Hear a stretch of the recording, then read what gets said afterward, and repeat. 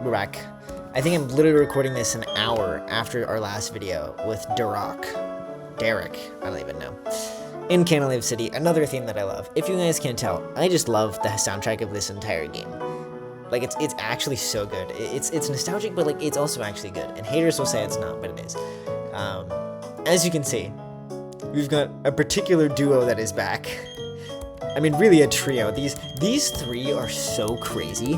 They just, all of them have unique typings and are bulky, but also have, like, good coverage and hit really hard. These two, they all have good abilities. You have an immunity from your ability. Your ability allows you to be healed. Your ability halves the damage you take from physical attacks. Like, it's actually crazy. And it's really funny that these keep coming, because these two are literally, like, only good against physical enemies, right? I mean, they're not only good, but they're mostly good, right? Gliscor has 125 physical defense, and Milotic has good special defense, actually, but it keeps coming when I'm burning it, which means I'm using it against a physical Pokemon. Guess who that physical Pokemon is? This guy's back. This guy's back from our last rival fight, except for literally, I think they switched out, like, a couple moves. He's actually stronger, right? Like, he's got Flare Blitz now, but just by getting rid of Thunderfang, Milotic now walls him completely, which is so good. Like, this fight is probably going to be easier. Breloom was actually a little harder to deal with, which is why we have him now, because Breloom, just from, like, the extra stats, actually can kill Gliscor now without a crit.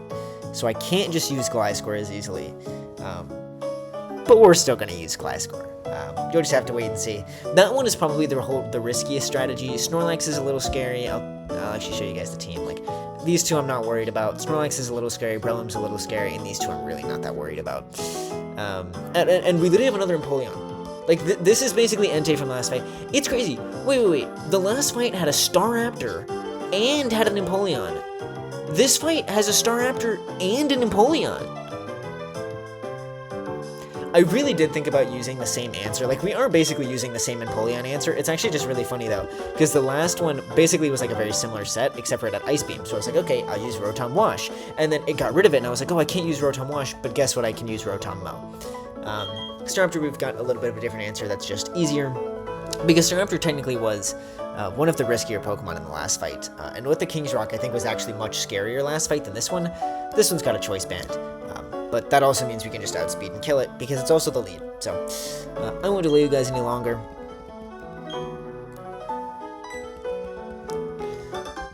Goodbye, Canalave theme. I miss you so much. I wanted U-turn for this fight on Crobat as well, but we literally don't get U-turn until after this fight. We get U-turn right after this fight. I can go down and get U-turn in this video. I will spare you guys, but I can do it. And I'm so mad that I don't have it for this fight, because it would have made this at least just, like, a little cleaner. But alas. However, although we can't use our Staraptor answer from the last fight against Derek, we can use our Staraptor answer from the last rival fight, which is just going to be Banana with a Life Orb. Click and Thunderbolt. It's a little loud. I don't know if it is for you guys, but it's a little loud. Okay. So this is one of the scarier mons on the team. Last time Snorlax was actually really, really easy to handle. I would love to see Crunch for some reason. Curse is kind of what I expect. Okay. So here's Curse. Just to give you guys an idea of what we're looking at. This is what we're looking at. This is a +1/+1 Snorlax. This is the chance for close combat to kill. It's a 62. It's basically like a little under 2/3 of a chance to kill. And then Body Slam, High Roll, Crit would kill me. So basically, situation here is I'm going to click Close Combat. Close Combat has a 60% chance to kill. If I miss that, there's a very high chance he just clicks Curse again, because he doesn't think he can kill me. He doesn't think he can kill me. Now, he might not do that. He might click Body Slam. If he clicks Body Slam, he can either High Roll Crit, or he can Para. Para, I have to play around. High Roll Crit would just kill me. Low Roll Crit is fine. I click Close Combat again. We win. So, ideally, we just kill. We hit the 60%. And that makes my life so easy. Love health bars in this gen. We don't. So this might actually be plus defense nature, because that was really... that was a lot of health left. Also, this roll, everything I just said was only if he's adamant. This is another fight that we don't know natures. So if he's not adamant, if he's like plus defense nature,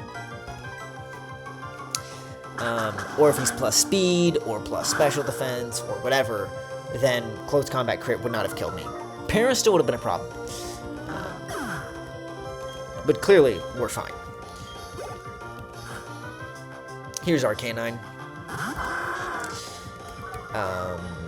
I'm gonna make this fight fast for you guys. I'm probably gonna be done with Pokemon after this, for today, since I've done back-to-back like 4 hours on this game.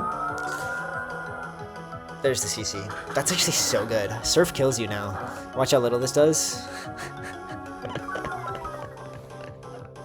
Dude, Milotic and Gliscor, I really think Milotic, Gliscor, and Rotom are like, might be the 3 best Pokemon in a box, because they are just coming back to back. We've got another hard fight next. I originally thought this fight was going to be pretty hard. Like, when I think of Platinum and when I think of Gen 4, like, this fight I remember is like where the game gets hard. Like, you start consistently running into 6 Pokemon, and obviously this is like a ROM hack, so it's kind of been hard, but like, I feel like we're getting to the late game now. And I had kind of heard some scary things about this fight, but I was kind of looking at it and I was like, actually, like, the Snorlax is not that hard to deal with. Like, Lucario just beats it. This Arcanine is actually easier to deal with than the last Arcanine. Staraptor is the same. Heracross is a little harder, but still does nothing against a good number of my Pokemon. I expect Breloom here? Yep, okay. Which is good, which is good. One of the reasons that burning Milotic is so good here, in addition to getting the Marvel Scale boost, is that you should never click Spore here. I want to say it should always be Bullet Seed. You've got Bullet Seed, Force Palm, Spore, and Stone Edge. Force Palm should not come out, Spore should not come out, Stone Edge would be bad. Stone Edge would be really, really bad. But Bullet Seed is stab, it should do more damage. Bullet Seed should kill me, to be fair. And this should do nothing. Which is beautiful. Now, I expect him to click Spore, potentially Stone Edge. But I expect him to click Spore. Did he get 5 hits? Okay, man. So this is where I would have really liked U-turn because he has a Focus Sash. So I could have broken Focus Sash, switched into Gliscor, outsped, and clicked Aerial Ace. But I don't. Which means we're basically going to delay that step by 1. I'm going to go into Gliscor, I'm going to click U-turn, back into Crobat, and Aerial Ace. There's the Stone Edge. She's going to miss. So we're good. And we're going to click U-turn here. This Gliscor is not choice banded. For this Gliscor, we've brought back the oh so very fun Leftovers Poison Heal set. That is just chef's kiss. Okay, that's really bad. I do have a Charty Berry for this very occasion.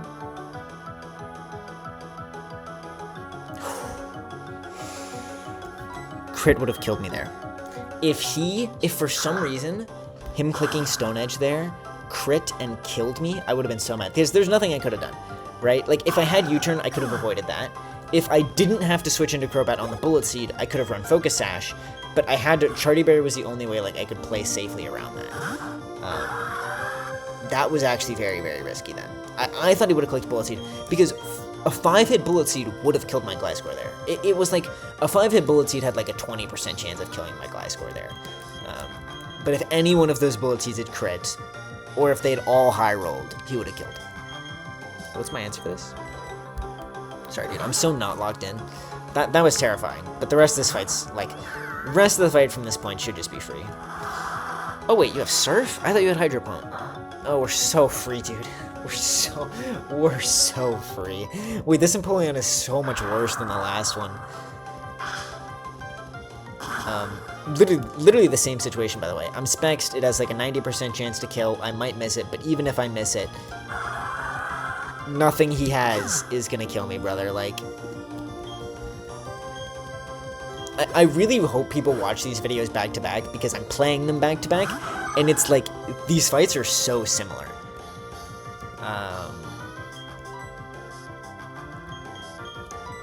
And we'll throw it back to Gliscor to finish it. You know, another really similar thing about this fight is Gliscor basically handled two Pokemon in both of these fights. Another dodge from Gliscor. Okay, this is a plus speed Heracross. A neutral nature Heracross, my Gliscor would outspeed. but that's going to be the game. Aerial Ace kills. Yeah, Gliscor. Gliscor was used against 2 Pokemon in the last fight and 2 Pokemon in this fight. I mean, Gliscor is just the go to the game, dude. Like, I love him so much. I'm so glad I got Poison Heal on this thing, because this thing would be so much worse without Poison Heal. And Poison Heal is so broken in Nuzlocke. Like, unbelievably broken in Nuzlocke. Okay. We are finally almost at Byron, the Canalife Gym. That fight...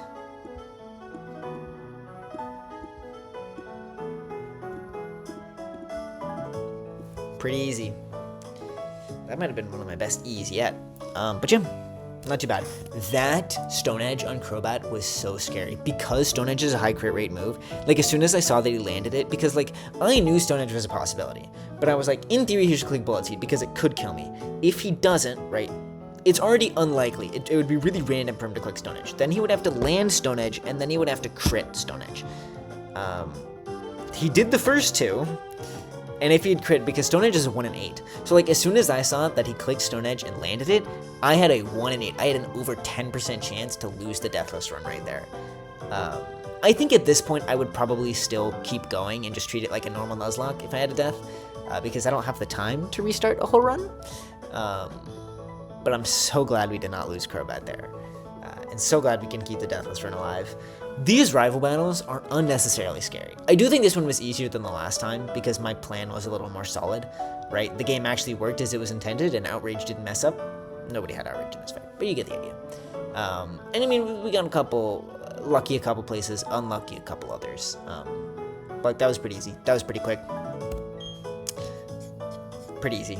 Again, we've got Riley, which is our last fight before Byron. I think Riley will probably be like one of the hardest fights in the run so far. We looked at it in the last video a little bit, but it's just like, it's 2 pseudo legendaries, a slacking, Lucario, and some other broken stuff.